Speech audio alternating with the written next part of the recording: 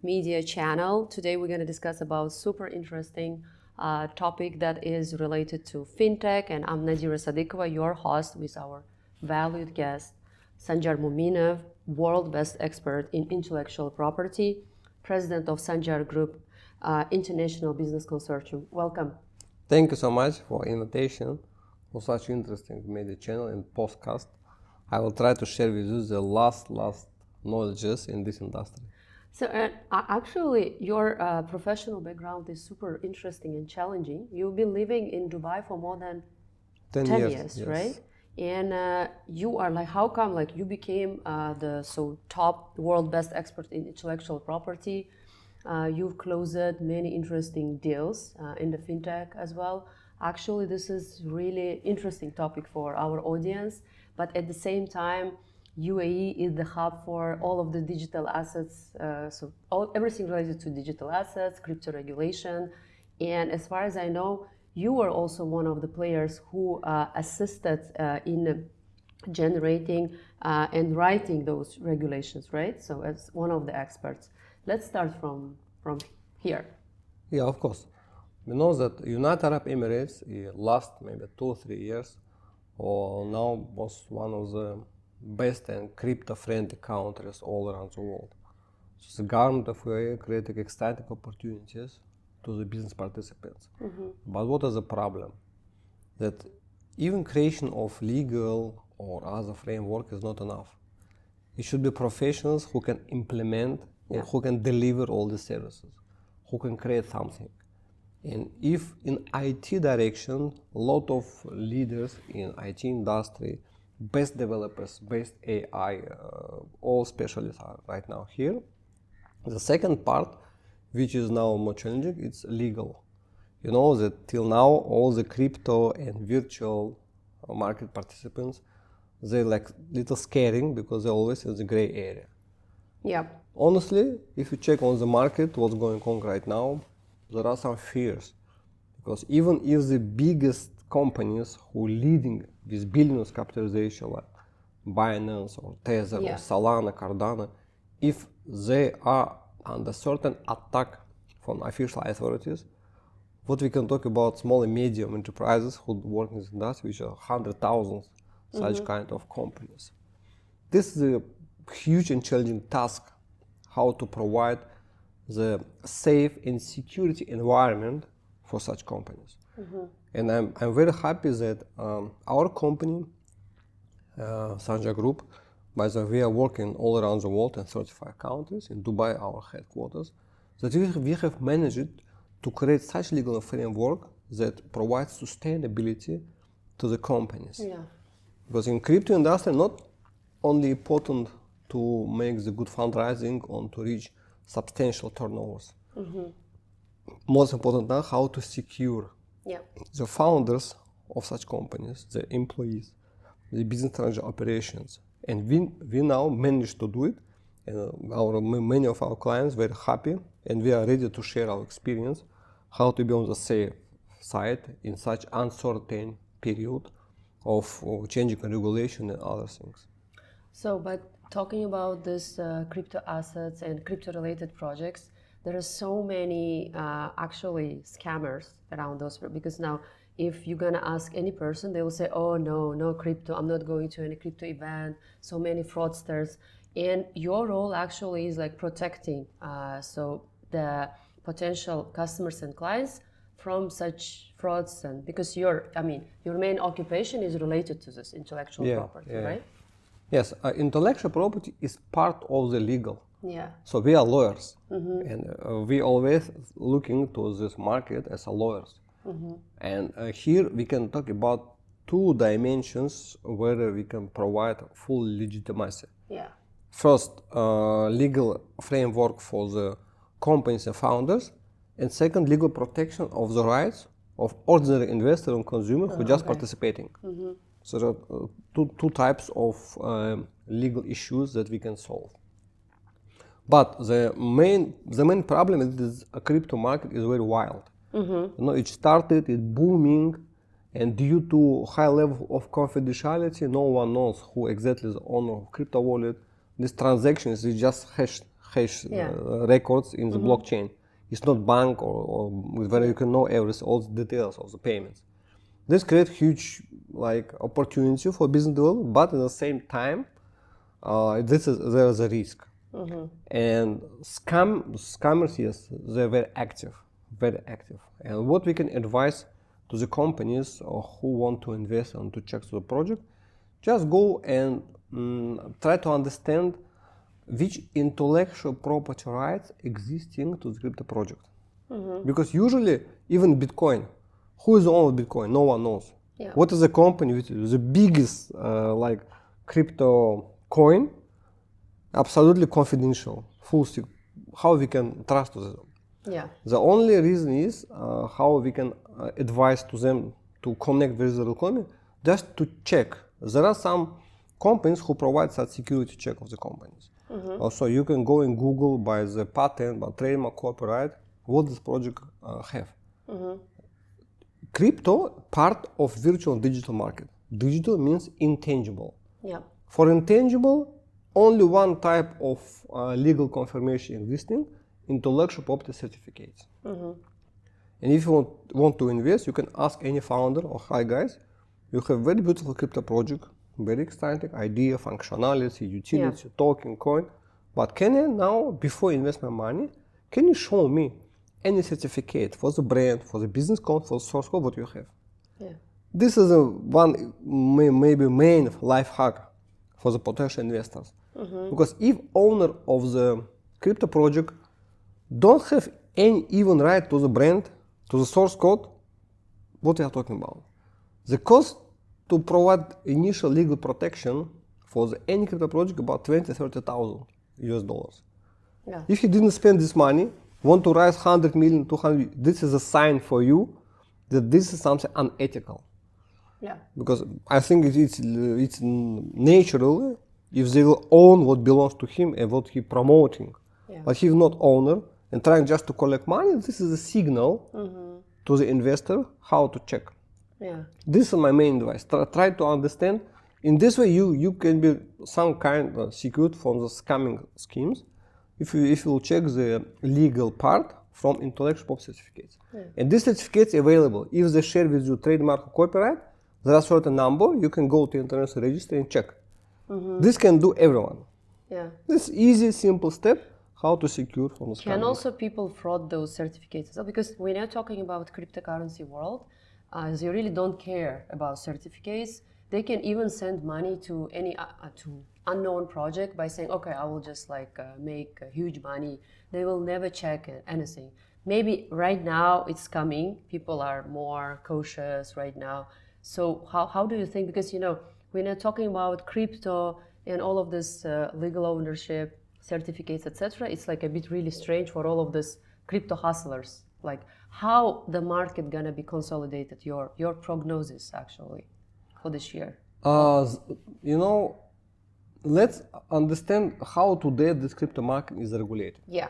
How? Crypto market is part of the virtual industry. Exactly. So all virtual assets consist of two main types, coin and tokens. Yeah. Since these new items, which are not existing in any civil code, is something virtual, now the main regulator of this industry is American CSE, Securities and Exchange Commission.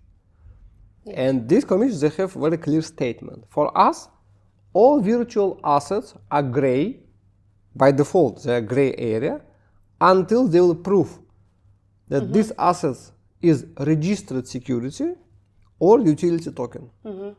To get the confirmation utility token, you should receive decision of the United States court. It will take 2-3 years and price could be 2-3 million. Very few startup project and crypto project will follow this way. Another option, register as a virtual assets as a security in American Commission. This is also very long time. Nothing else existing to verify. But this complicated. You can see on the market 100,000 crypto projects existing. How many registered in American Commission? Less than 1%. Yeah, exactly. What to do now? In this way, definitely it will be big scamming. But for those who want to be on the legal side, we give them advice to go and to try to settle the legal issue through the intellectual property. Definitely very few will like this because they used to work in uncertain environment where crypto, everything hidden, wallet, they like to work with us. But if they will understand that it's not always, because if something happens, no one can protect their rights. They came under attack, or if, for example, it will be some claim, some accusation, they cannot prove what kind of transaction, what is the money, what proof of funds. Yeah. They're all under the risk. But since this risk is not so actual, they're not considering in the serious until something happens with them. Yeah.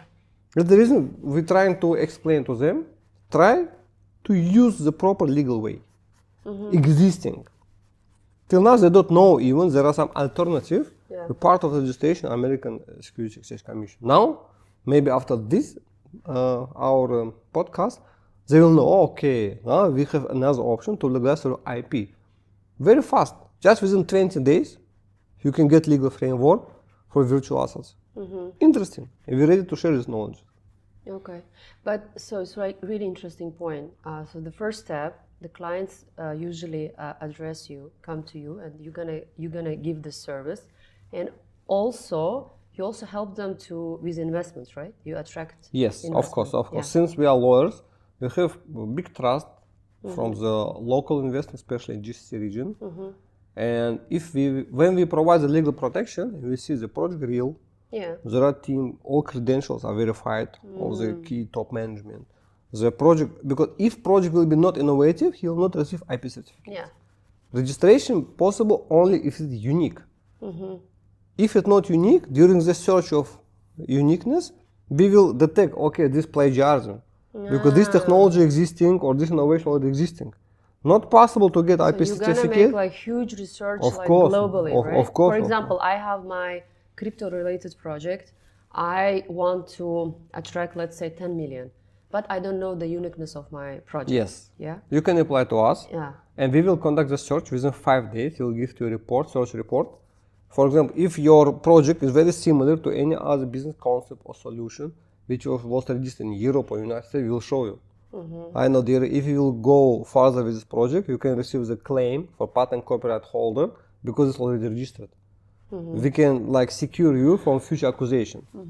And if it's really unique, then you can go to the next step to get the IP certificate. Okay. So, presence of IP certificate, this verification is unique. If not unique, it will not register. Okay. But for example, if it's not unique, for example, there are lots of projects that are really needed by the side of the clients, yeah? Yes. Multiple of crypto-related payment projects. Yes. Because I can use it, so many people gonna use it. It's like huge market, but it's not unique. But at the same time, they can address you and get advice or what? Uniqueness in terms of IP means not only unique business idea. Okay. But special way how this IT idea could be implemented, could be expressed in the business solutions. Idea itself, what this quite maybe for you inside, idea itself not protectable. You cannot protect idea. You protect way of implementation, how it is algorithmic, a business solution, business model, concept, how it's working. And way of implementation for idea quite different. If you can take any mobile application for delivery, delivery mobile application. Yes. Idea to make automatically receiving orders, sending is not protectable. But this delivery application in different country, different industry, could be expressed and implemented in very special way. This creates also uniqueness. And this uniqueness giving sufficient level of protectability to be registered as IP. Okay. But how do you source your investors for those projects? And I also researched your profile. It was written that you attracted around billions of investment, right? closed yeah, deals. definitely. So Yeah. this is also an interesting question because before I'm in this industry 29 years. Okay. 29 Yeah. years. It's quite long. And like 10 years ago, we was dealing just with registration of IP. Somebody come to us, register IP, we deliver the IP certificate, and then they start fundraising without us. They meet with potential investors, they show, and this investor, all the investors, they have like, due diligence team who checking the business project. And among different questions, financial model, team, other, there are some questions about innovation level. Okay. And these startup founders, they usually invited me to convince to investor this project really innovative. Okay. I come, this is free of charge because I provide IP certificate, just on the friendly base, I come and explain to investors. And when I prove the innovation level, then they close deal, 20, 30 million, $50 million. Okay. I was thinking, I'm doing something wrong. People come to me, Yeah. we provide legal protection, they take my certificates, go to investor, inviting me to prove the innovation level, And then they close. and then they close deal. I'm receiving nothing. By themselves, yeah. Yes, and inside this due diligence, innovation is the main part. All other financial, HR, marketing, this they can find on the market. But in innovation, the most difficult part. And I was like confirming innovation free of charge. Then stop. Why we cannot deal close by ourselves? Okay. Then we increase our staff. Me personally, I learned the investment deal structuring, M&A, all the things. And now we delivering. When it come to us and we see big potential for scalability, innovation, then we took the project and bring to our investors. And they're very happy because we are lawyers. We cannot cheat. We go from the legal and that. Yes, exactly. This is how we come to investments, Yeah. And after this, we have about maybe 50 different family offices with whom we are working very close. Okay. Yes, and they're very happy to work with us. And yes. So it's really interesting. What if the projects, they really don't want to take any certificate, but just like they need investment? And do you also so review such option, or this is like one of the obligatory steps to get certificate, and then you're gonna help them, assist them with investment? Yes, some of the projects, they already have the IP portfolio. They previously registered, get some patent, trademark, copyright certificates, and they show to us. Yeah. And we conduct our invest checkup test. And if really the project is properly protected, structured, we can follow directly to the investors. But as per our experience, almost all the projects, they have some missing part in the protection. And we cannot recommend to investors something which is not fully protected. This kind of the risk. And we as lawyers, we should mitigate all the risk. That's the reason why investors very high appreciate if we show something to them. They have trust to us. And we spent 10 years to reach such kind of levels of trust. And if we will miss some points, and tomorrow it could create damage to the business project from an unfair competitor or unethical employee or something else, then it will be our responsibility for this. There's a reason very few projects are fully 100% ready in terms of legal protection, packaging, IP certificates to the fundraising. And also, the big question about the valuation. What is the value of the fintech project? It's intangible. Yeah. Usually on the initial stage there are not such like sales or turnovers. They don't have history. They don't have financial statements, audit report. Because new project, how to prove the value? Yeah. It could be 10,000 or it could be 10 billion. Big challenge. And only protection provides proper understanding of the value. If project is not value, the price of the project will be cost and official fees to register IP rights for the project. Okay. Why I should value 10 million? It's like I'm explaining here in local market, like Rolls-Royce. You want to sell your Rolls-Royce for $1 million, okay? Rolls-Royce is your project. But if anyone will understand that to get the vehicle license for the Rolls-Royce, the price is to get vehicle license $20,000. Why should I spend $1 million to you if I receive the vehicle license, like IP certificate for 20,000, and be owner of Rolls-Royce for this paper. Yeah. Because this paper is proof of the ownership of the project. That's the reason when we're talking about the valuation, we can provide most justified valuation to the project. And then it will be fair value, fair market value, both parties, for investor and for startups. And this value without properly IP protection almost not possible. Okay, that's like really an interesting point. But what do you think about IP in fintech? So like fintech is booming everywhere, and especially we can see lots of interesting and productive and effective projects in UAE and globally, I can say. And I'm a fintech enthusiast as well. Can you kindly tell us the future of the role of IP in the fintech segment? All fintech projects are, very successful in terms of the technologies that they're using. It will be based on the world technology, most sophisticated source code, exciting solution. But if you check the legal part, there are a lot of missing points inside. Yeah. And this gap, here's technology, here's legal protection. This gap could make to the collapse of the project. So last our deal we closed in Saudi Arabia for 3.3 billion US dollars. We are very successful. It's a huge ecosystem of blockchain sport.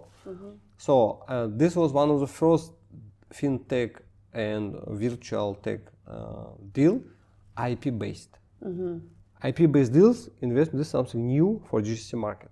Okay. Before it was like some certain person based or technology based or product based, but IP based is something new. And we're very happy that we, as one of the leading companies in the industry, we can explain and we can open this market for all over the world. What is IP? Today, IP, this mandatory thing that should be inside all the companies. When we start talking with fintech guys, they said, Doctor, what could IP? I have business idea. This idea already implemented in 100 projects. Yeah. I have the source code. Why we should protect source code? We change it every second. If I register source code, after 2 seconds, another source code. Yeah. No sense to register. Idea existing, source code, okay. Brand not so important for me because somebody can use another brand. For us, most need the service. Why we need IP? As they don't understand that IP is not only source code. IP is a whole management system. For example, you spend many years to create the proper motivation system for your employees. How to pay salary, how to calculate the bonus, how make the reporting, sales materials, teaching materials. All these corporate standards of operation, this is IP. It could be protected, it could be valued. Yeah. There's a lot of companies that was very inspiring. That never thinking this management system of the project, this is the main IP. Not the brand, not the source code, or not something else. Okay. And we are assisting the business owners to identify this kind of items, because especially these technologies and management solutions, they generate more revenue. Today, competition is not only for the money, or money you can take the loan. Building, you can rent a building. It's not so interesting. The biggest competitive advantage right now are technologies, people, special knowledges, implementations. This is the main assets of modern business. And even if you check the top companies listed in New York Stock Exchange, inside the company, the main assets are intangible, intellectual property. Yeah. And I'm very happy that this trend also coming to GCC region. So I'm very positive in increasing IP role in the structuring of fintech deal, especially for investment purposes. So the deal that you mentioned that you closed it for around 3.3 billion. Yeah. Yes, Can you tell us more about it? Yes, sure. Give some specific of this project, and project came and addressed to you directly, and then you close it with all of the players. I think that you are not the only one, right? Yeah, of course. It is a big team from blockchain sport. The main innovation was they created a system and platform where they can issue the NFT for the football players. Ah, okay. Yes, and they provide properly support, management system, utilization of such kind of NFT. A part of this, they created there are ecosystem of the project for the drifting, for the motorsport, for the music, for creative industry. Yeah. And all this innovation was like blockchain based with AI technologies, with ML technologies. And we structuring the deal from Dubai. The main holder of IP are Dubai based. They have also UK company. Okay. And when we presented to Saudi potential investors, they was very happy because that was a need. It's ready-made product with huge recognition globally, with many.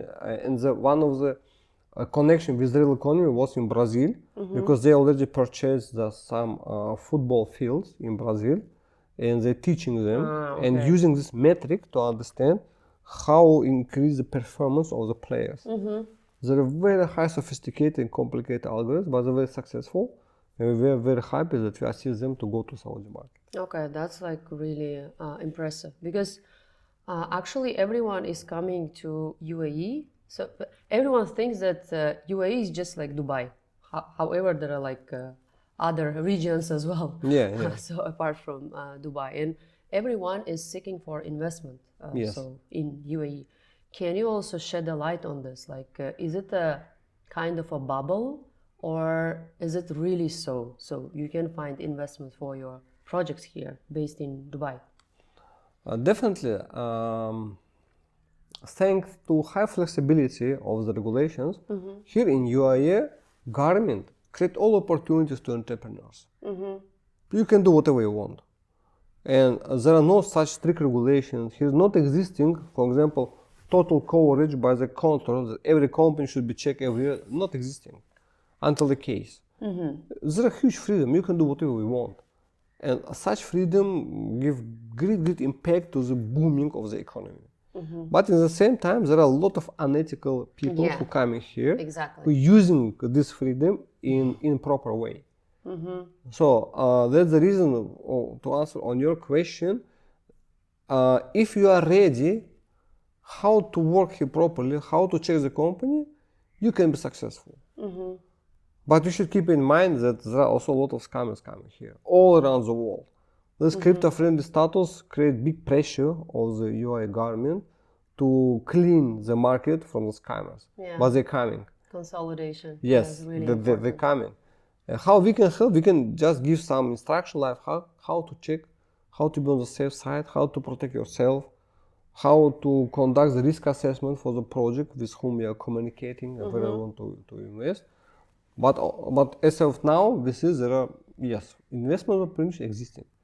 And family offices, they're very, very loyal to all kinds of projects. You can come, you can arrange meeting with any sheikh. But when you're talking about the family offices, but actually they don't speak to like with random people. You need someone who gonna make an introduction, right? Yes. I mean, they're like super closed actually. No, sometimes they're open, but the visiting public events, it's not so difficult to reach the top management. Not so difficult, yes. But definitely only meeting with them and take the picture will not assist you to make the fundraising. Yeah, exactly. Because after every meeting with on the checks level, then your documents will be forwarded to top management. Here in top management, they're mostly Indian, Pakistani, some Europeans, they will check in depth all the documentation. So you should be thinking how to pass this level of checking, verification. But family offices, they're very open. They can talk, they can invite you, your palace and other things. They're very friendly. How big is your team? So on this yes, IP in UAE, we have 45 people who are working. All around the world, 250. And Sandjar, like really now trendy topic, it's related to AI. How AI actually is assisting you so in your job, so in your occupation, so related to IP. Yeah, all industry will move to AI. You know, you check banking, AI banking, cars, self-driving with cars, health tech, med tech. So without AI, the classical industry will die.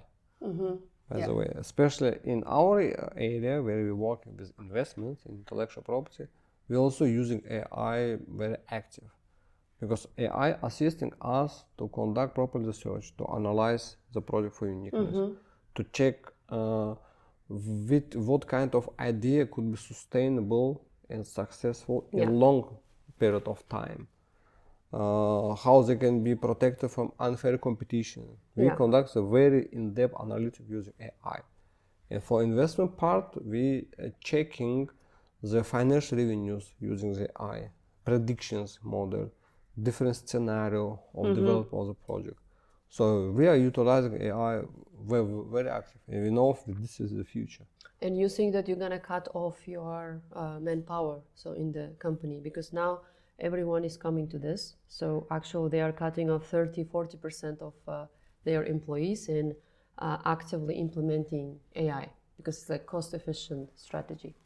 You know, from human side, definitely we're trying to support, and we're replacing the functions for such kind of employees. For example, we're developing our project, our basketball league and basketball club, and people who was before fully involved only in legal and financial, and we substituted this function to the AI. To the backend work, we're giving another task related to real sport. Yeah. So we're trying not to cut the salaries, not to cut the employees, because just making the life easier for them. Yes, easier, and giving new task, a new kind of responsibility. This is our approach. But I know that active involvement of AI create huge unemployment risk, and we should keep in mind this risk also. Yeah. So you and also you mentioned about sustainability. So how about this ESG now is a major focus for investors today, and how does intellectual property align with ESG principles? When any project want to enter to ESG market, he should work with government or semi-government authorities. And here, IP assisting to solve three kinds of tasks. Task number one, to protect the rights of the startup. Because startup, you know, he communicates with government. Government is strong. Yeah. And very difficult to conduct negotiations if you are weak. But properly, intellectual property and legal framework give you enough power to negotiate in proper way. This number one. Number two, how to prove the value. Yeah. No, government, they operating billions, you new startup. But if you put on the table the valuation report with assessment summary, which prove the real value as per IP base, then you will feel more comfortable. And number three, licensing and receiving the royalty payments. For ESG, you know, it's huge money. It's long-term relations. And how to benefit, how to prove the bank or others that you receive this huge money just for some kind of technology. And IP valuation provide you this opportunity, and you can receive a reasonable, substantial amount of the money. So IP very often we are using, and government very happy if the project is IP protected. Yeah. They're also on the safe side. They know that it's not plagiarism. You know, the government is scared that they're using official budget, state budget. Yeah. If money will be spent with it for the technology that was stolen from somebody, from some other country, from Brazil, for 10 years before existing, it will be like also very big consequences for the officials who involved. So really insightful. And also your journey, you came to, relocated to Dubai 10 years ago. But can you kindly tell me your first year? Like, how was it? This is an advice for the entrepreneurs. Like everyone is now moving out from even UK, from US, every entrepreneur is finding UAE is a sweet spot, sweet space. Yeah, please. The UAE was choice among the 10 other countries where I was visiting when I was start thinking where I want to stay for a long period of time. I visited Europe, Cyprus, UK, Japan, South Korea, Hong Kong, Singapore. My last choice was between two regions, Hong Kong, Singapore, and UAE. Even I have created a company in Hong Kong, but due to some cultural things, due to very old infrastructure in Hong Kong, with all my big respect to financial part, but infrastructure is a little old. And in Singapore, you know, it's only about the job. It's very, very small. It's very difficult to relax. Also for the cars, I like driving the car, but in Singapore, you know, a car was not possible. That's the reason why I came to Dubai. And my first deal, I was waiting 4 years, you know, 4 years. Wow, okay. When Until you closed it, yes, right? Okay. 4 years. Because intellectual property for Dubai, it was absolutely so new. And all my friends was telling me, doctor, what are you doing? Which IP in desert, you know? Travel, okay, hotel, trading, but not IP. Yeah. I said, no, I think there are big potential. And I was studying, but we adapted a lot of our products. And our product line of IP quite different from other regions. Because, for example, in Europe, if we want to sell our IP rights, client asking, show me how this IP will assist us in case of plagiarism, in case of some former employee will do some unethical things, how the IP will protect. You know, they're prognosing negative scenario, and they're receiving this one. That's the reason in other region, we're selling IP as a protective tool. When I tried to sell protection in UAE, it was not successful. They're not so caring about the protection. They asking me how I can generate revenue from IP. Here I will start thinking, and we developed a new product line, IP monetization and capitalization. How to get value and revenue from IP. And when I understood, then we start developing. And here no one checks asking us, show me how your certificate was like working in the court case or other things. No one. They're asking, show me how to generate revenue. When somebody make 10, 20, 100 million using your paper. So here people mostly thinking about the positive thing, how to create something, how to generate. Not how to, you know, block, put to the prison, other things. This I like. This is my main change. When I understood this, we was very successful, and I see that IP monetization is new industry, absolutely. Because usually in all around the world, when you get IP certificate, what doing the IP owner? He put to the safe. IP certificate, waiting. If somebody will violate my right, I will go to make some, you know, cases. This is like for their advantage, actually. Yeah, but this is the IP. Why you put in safe? Why you not monetizing? Why you not using to revenue, to the bank loans, to the investment? Why? Well, this requires special knowledges. And we increase our capacities in IP monetization. That's the reason why we was, alhamdulillah, successful in this region. And can you kindly tell us the main recommendations and advice for the young entrepreneurs who are willing to move to UAE and, like, I don't know, just some advice? Yes, my main advice, don't spend any dollar in UAE. Don't spend. Don't spend any dollar? Yes. What do you mean? First, get any soft commitment for potential partner, strategic investor. Really nice point. And only after this, spend company creation, visa. Exactly. How they thinking? They come, immediately creation of the company. Immediately, and they haven't generated any money, nothing, right? Yeah, nothing. most of the, this is most of the traps, actually. 100,000 doing it this way. They're thinking that obtaining. But how did you come? For example, your first year, 4 years until you closed your first deal. Yes. But on which, which income you? If I will like come back, I will try to find strategic partner first, who will go together with me in IP and protection monetization. And my main, if I will understand that my main target was to get soft commitment, like preliminary agreement or MOU, something, you know, memorandum of intention, letter of intent, any kind of soft commitment.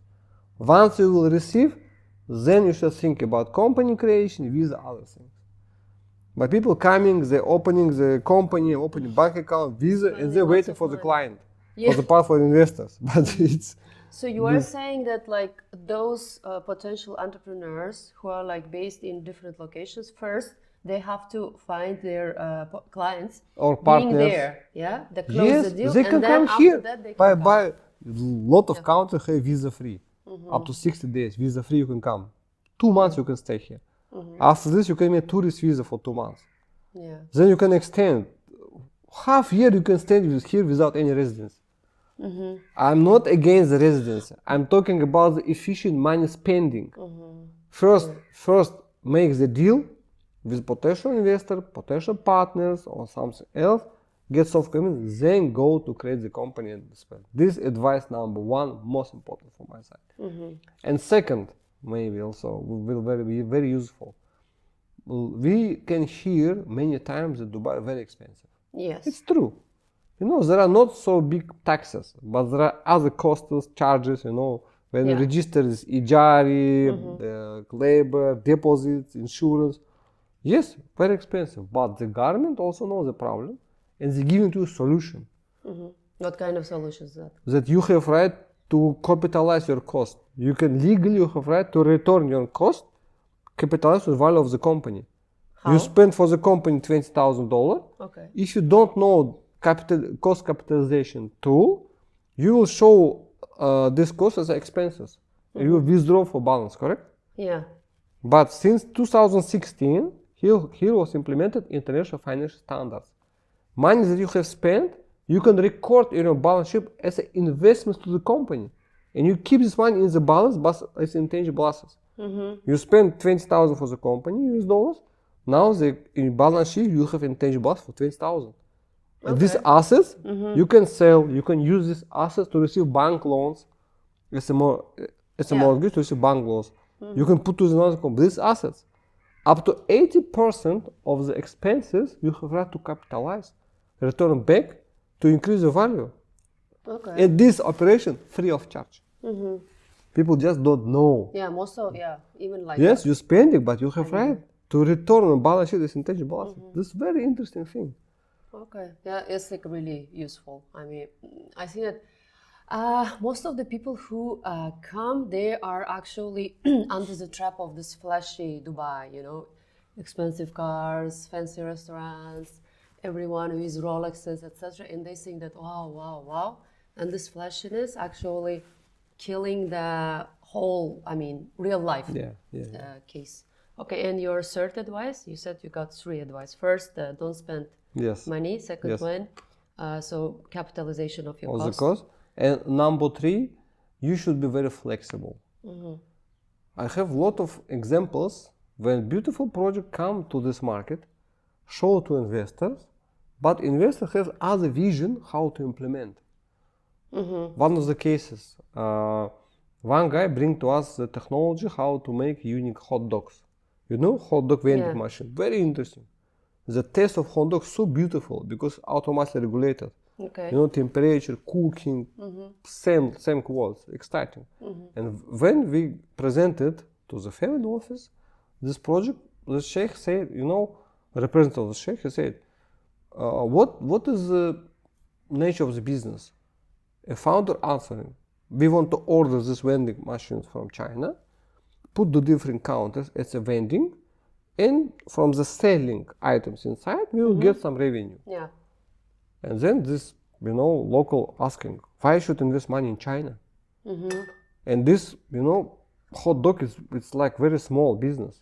Why we cannot produce hot dog by ourselves from the meat, from the bread? Why we cannot make whole ecosystem, not only vending machine?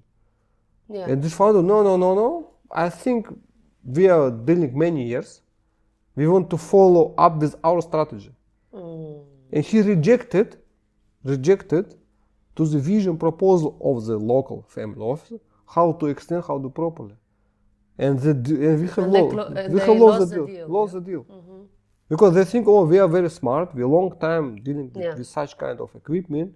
This non-flexibility may be 95% or personal reason of the fail project who have here. They're not flexible. And when we're working with the project, we're separating the product itself.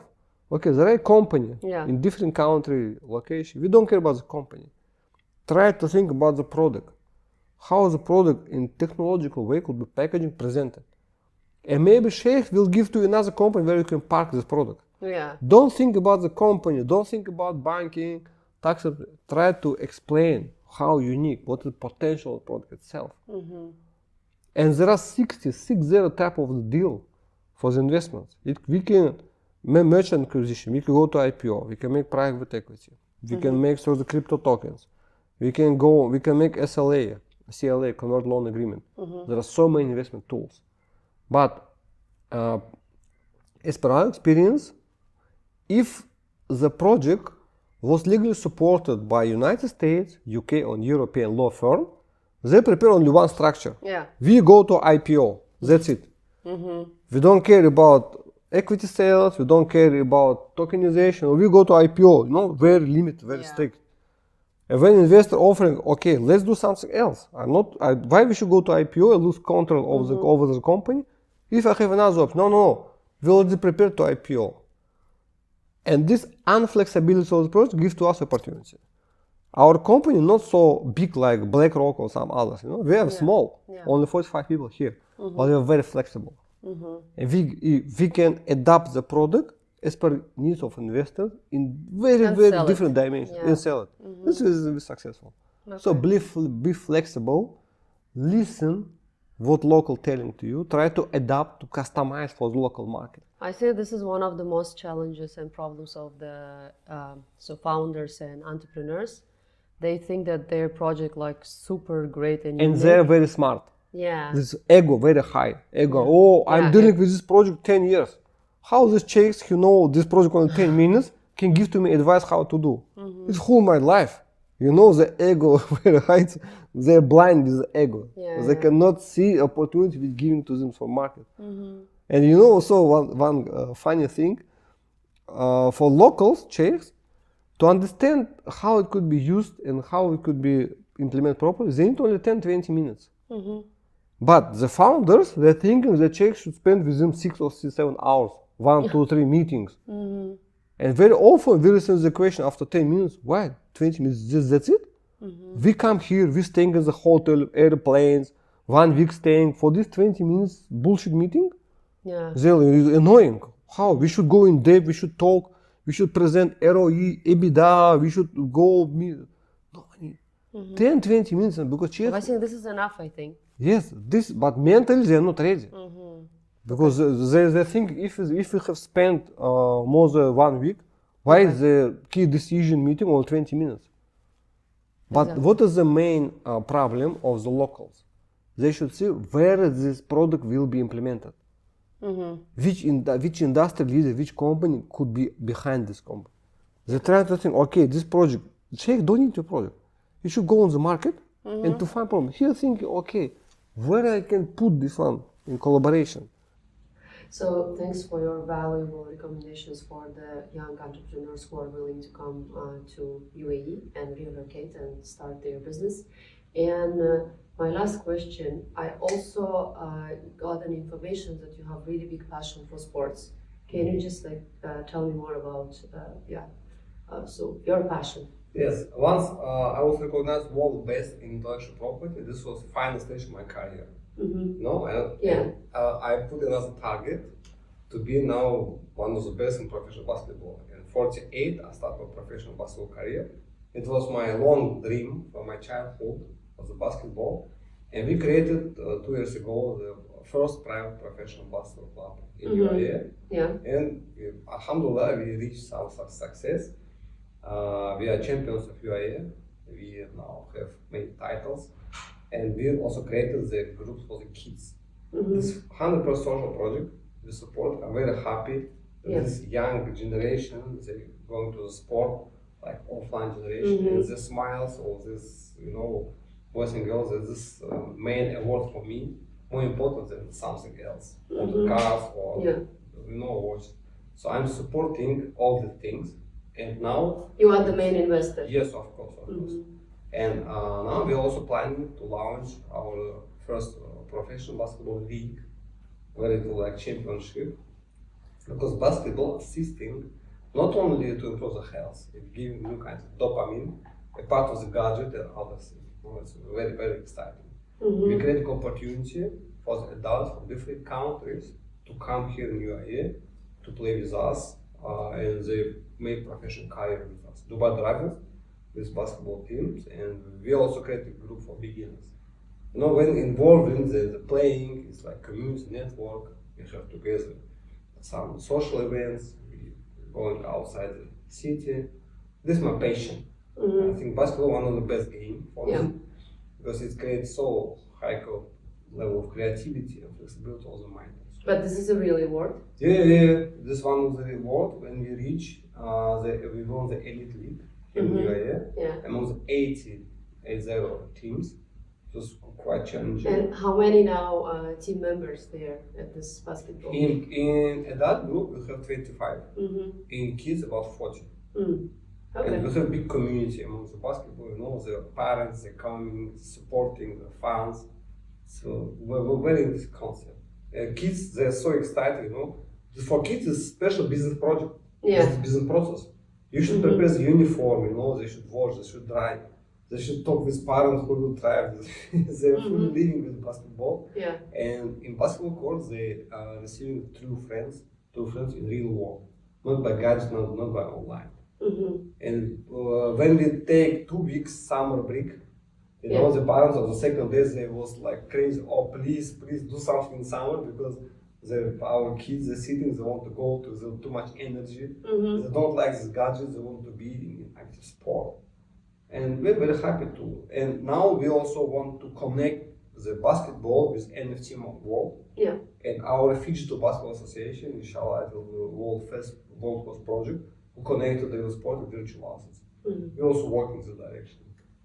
That's like really impressive. So, and now this is one of your hobbies. Yes. Became a kind of a small business as well. Of course. Well, it's business going to be right now.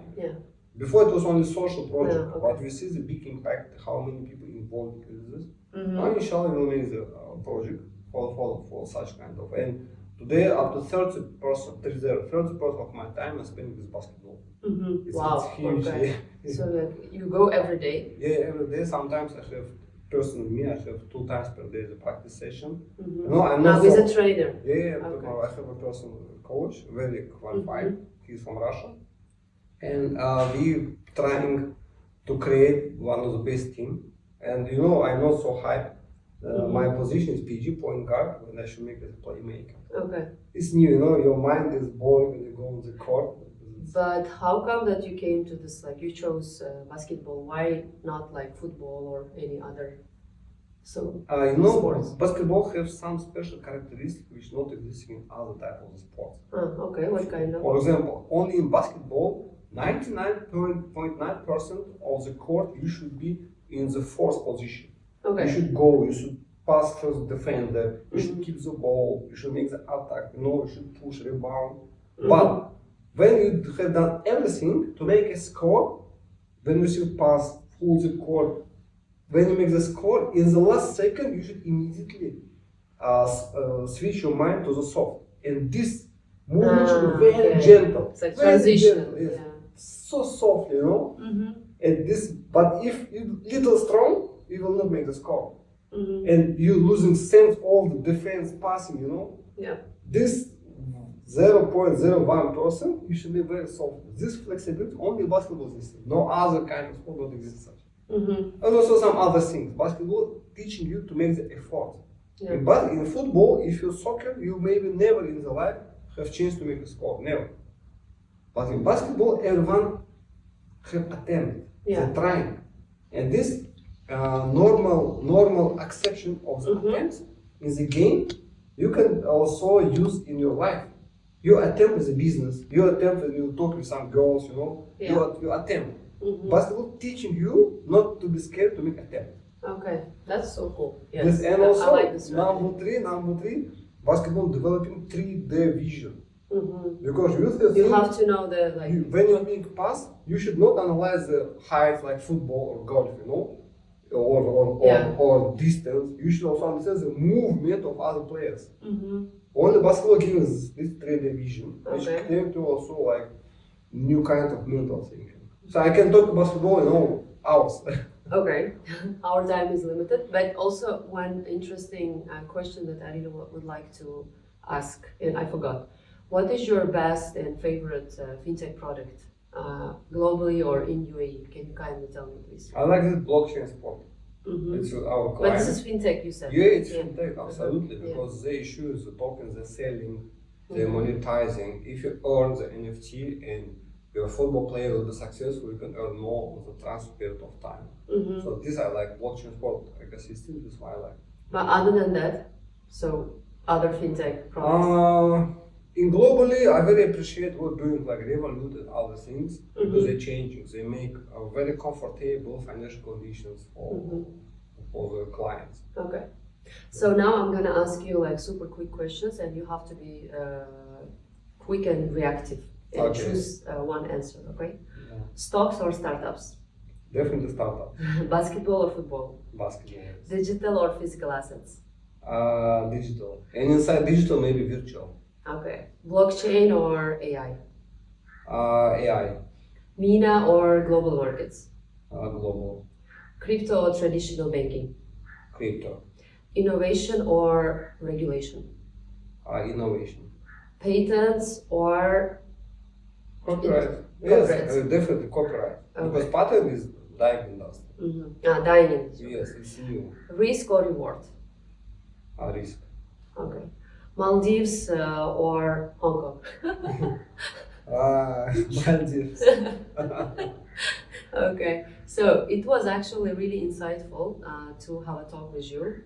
Definitely we got really valuable and useful lessons. So you'll be living here as one of the world's best experts in intellectual property, and you managed and advised many fintech startups and in from different sectors as well.